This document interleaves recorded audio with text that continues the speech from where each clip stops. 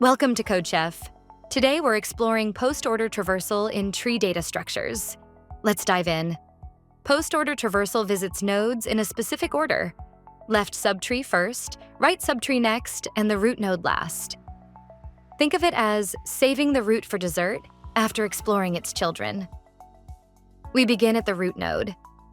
The code first visits the left child of the current node, diving deeper into the tree. Node 2 has no children.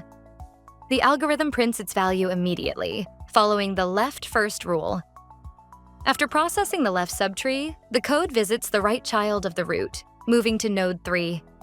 Node 3 has its own left child, node 4. We repeat the process. Visit the left child first and print its value.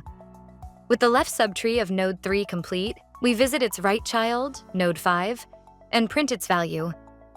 Finally, we print node 3, the root of this subtree, and backtrack to the original root, node 1, completing the traversal.